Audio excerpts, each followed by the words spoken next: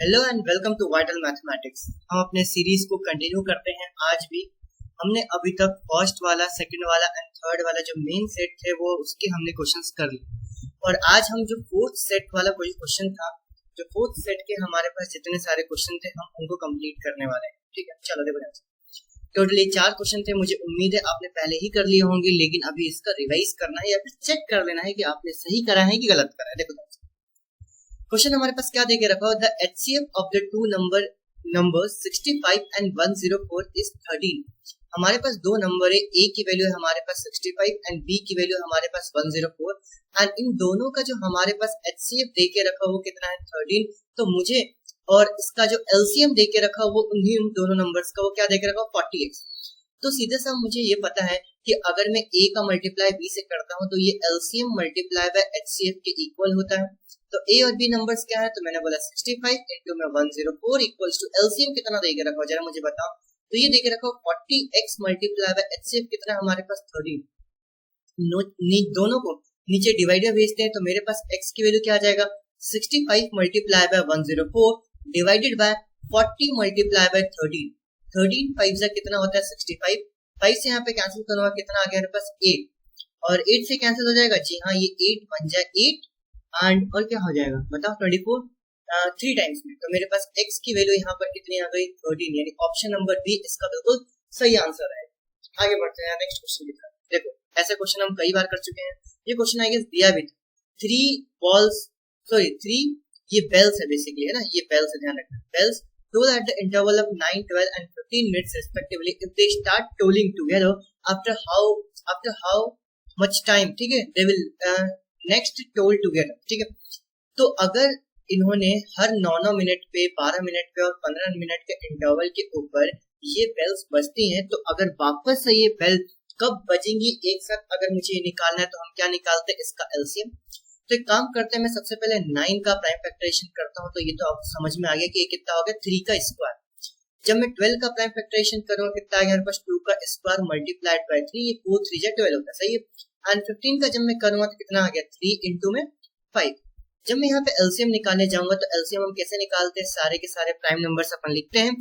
तो prime number कितना आ गया 2 मल्टीप्लाइड बाय 3 मल्टीप्लाइड बाय 5 और हम इसका हाईएस्ट पावर लेते हैं। जरा मुझे बताओ इसका हाईएस्ट पावर क्या देके रखा, 2 का हाईएस्ट पावर है मेरे पास 2, 3 का भी हाईएस्ट पावर है मेरे पास 2 एंड 5 कुछ भी नहीं। चलो 2 का स्क्वायर कितना आ गया मेरे पास 4 एंड 4 5 से करोगे कितना आ गया 20 एंड 20 इंटू में 9 9 टू से कितना आ गया 18, यानी इसका आंसर कितना आ गया 180, यानी कि इसका मेरे पास एलसीएम कितना आ गया 180। क्लियर हो गई बात, ठीक है। आगे चलते हैं, यानी कि ये टोटल 180 मिनट के बाद, यहाँ पे लिख देता हूं, दे विल टोल टुगेदर, ठीक है, आफ्टर कितने मिनट के बाद 180 मिनट्स। ये मेरे पास इसका आंसर हो जाएगा, ठीक है। ये हमारे पास 2 नंबर का क्वेश्चन आया, ठीक है। चलो आगे बढ़ते हैं नेक्स्ट क्वेश्चन। ये अगेन वही हमारे पास क्वेश्चन देके रखो, ये बेसिकली डिवाइडेड में है ना, यानी कि जो क्वेश्चन देके रखो ये बेसिकली ऐसा है 2 माइनस में √3 अपॉन में 5 को मुझे प्रूफ करना है कि इरेशनल नंबर। अब हम बहुत सारे क्वेश्चन कर चुके हैं, ठीक है। अब मैं समझाऊंगा नहीं, अपन फटाफट जरा इसको करते हैं, तुम अपनी कॉपी में चेक कर लेना सही लिखा है गलत लिखा है।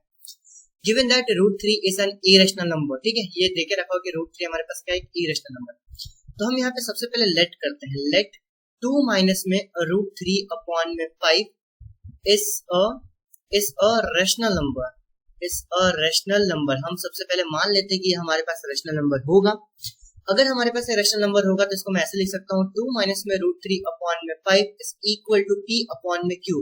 और यहाँ पे p और q जो हमारे पास देके रखे हुए हैं ये क्या है, p and q are integers. Clear हो गई बात। चलो अब इसको थोड़ा सा चेंज करते हैं वैल्यूज को। तो मैंने यहाँ पे क्या लिखा 2 माइनस में √3 इज इक्वल टू, ये 5 ऊपर चले गया तो कितना आ गया मेरे पास 5p अपॉन में q एंड ये -3 को उधर भेज देता हूँ एंड 5p अपॉन में q को इस साइड। तो मेरे पास क्या आ जाएगा 2 माइनस में 5p अपॉन में q is equals to √3 and थोड़ा सा और सॉल्व करेंगे तो q ऊपर चला जाएगा, कितना आ गया q यानी 2q माइनस में 5p divided by q is equal to √3। अब ये लाइन हमें समझने वाली बात है। समझने वाली बात ये है कि अगर हमारे पास p एंड q इंटीजर्स दे के रखा हो तो ये जो वैल्यू होगी ये हमारे पास रैशनल नंबर की वैल्यू होगी, लेकिन इसका आंसर क्या दे के रखा है, इसका आंसर मेरे पास √3 आ रहा है, यानी कि इरेशनल नंबर आ रहा है। चलो जब सॉल्व करते हैं। तो मैं यहाँ पे क्या बोलूंगा, मैं यहाँ पे बोलूंगा कि here P and Q are, क्या है हमारे पास, P and Q are the integers, ध्यान रखना। Then 2Q minus 5P upon में Q will be a rational number. ये हमारे पास क्या होगा, रैशनल नंबर होगा। डन, समझ में आया। लेकिन जो हमारे पास दे के रखा हुआ है, बट यहाँ पे लिखता हूँ, but √3 is an irrational number, irrational number, ये हमारे पास गिवन दे के रखा हुआ है। तो ध्यान रखना, एक साइड हमारे पास रैशनल दे के रखा हुआ, तो इसको सॉल्व करके इरेशनल कभी नहीं आ सकता। तो यहाँ पे लिखूंगा this contradiction arises due to a wrong assumption, दिस contradiction arises due to our wrong assumption, ठीक है। so we conclude that, last में क्या लिखूंगा, so we conclude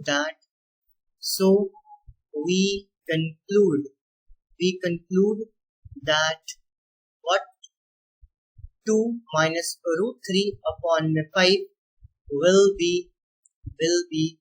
an irrational number। Then ये हो गया मेरे पास इसका आंसर। चलो आगे बढ़ते हैं। नेक्स्ट क्वेश्चन हमारे पास क्या देकर रखा जा समझते हैं ना। देखो, in a school there are the 2 section of class 10। देखो ये क्लास 10 है और इसके अंदर हमारे पास 2 सेक्शन, इसको मैं नाम देता हूँ A और B। There are the 40 students in the first section। यहाँ पे हमारे पास टोटल 40 स्टूडेंट है और यहाँ पर हमारे पास कितने 48 students in the second section. Determine the minimum number of books required for the class library so that they can distribute equally among the students of both the section। ध्यान रखना, अब इन्होंने हमें ये बोल के रखा है कि यहाँ पर एक मुझे क्लास की लाइब्रेरी बनानी है, ठीक है। और अगर मुझे क्लास की लाइब्रेरी बनानी है तो मुझे मिनिमम यहाँ पर कितने बुक्स रखने पड़ेंगे, दोनों के अंदर इक्वल रखने, ध्यान रखना है ना, दोनों के अंदर इक्वल रखने। और जो भी हमारे पास बुक्स रहेंगे वो उस 40 बच्चों को इक्वली डिस्ट्रीब्यूट करना है। सबसे पहला क्या कि इन दोनों क्लास के अंदर इक्वल नंबर ऑफ बुक्स होना चाहिए, ध्यान रखना। जैसे मान लेते हैं अगर 300 बुक्स इधर है तो 300 बुक्स इधर भी होना चाहिए। लेकिन ये जो 48 बच्चे हैं ये पूरे के पूरे 300 बुक ये 48 स्टूडेंट्स के अंदर इक्वली डिवाइड होना चाहिए। और ये जो 300 बुक्स हैं ये भी 40 स्टूडेंट्स के अंदर हमारे पास इक्वली डिवाइड होना चाहिए। समझ में आ गया। तो अगर मुझे इक्वली डिवाइड करना है तो उन्होंने बोला मिनिमम नंबर्स ऑफ बुक्स हमें कितनी जरूरत पड़ेगी, तो यहाँ पे 40 एंड 48 इन दोनों नंबर ऑफ स्टूडेंट्स है बच्चों का मैं क्या निकाल दूंगा, एलसीएम निकाल दूंगा। तो जब मैं यहाँ पे 40 का एलसीएम निकालने जाऊंगा तो पहले 40 का प्राइम फैक्टराइजेशन करते हैं, तो कितना आ जाएगा 2 से 20, फिर 2 से कितना आ गया मेरे पास 10, फिर 2 से कितना आ गया मेरे पास 5 एंड फिर कितना आ गया 5 एंड 1। डन। जब मैं 48 का करने जाऊंगा तो 48 का क्या आ जाएगा 2 से 24, डन।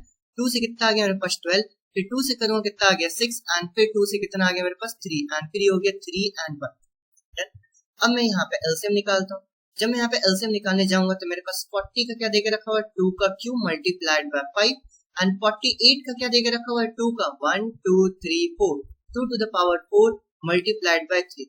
अब अगर मुझे एलसीएम निकालना है तो एलसीएम हमारे पास क्या आ जाएगा, पहले 2 लिखूंगा, फिर मैं यहाँ पे 3 लिखूंगा, फिर मैं 5 लिखूंगा।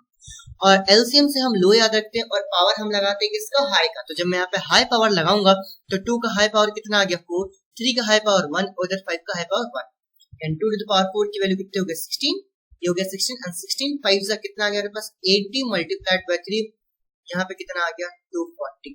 तो मैं क्या बोलूंगा कि जो मुझे इक्वल बुक्स रखने हैं वो टोटल कितने हो जाएंगे 240, यानी 240 मेरे पास यहाँ पे भी बुक्स रखने और 240 यहाँ पे भी बुक्स रखने। ये तो सिर्फ समझाने के लिए था, ठीक है, इसको जरा कट कर दे, समझ में आ गई बात।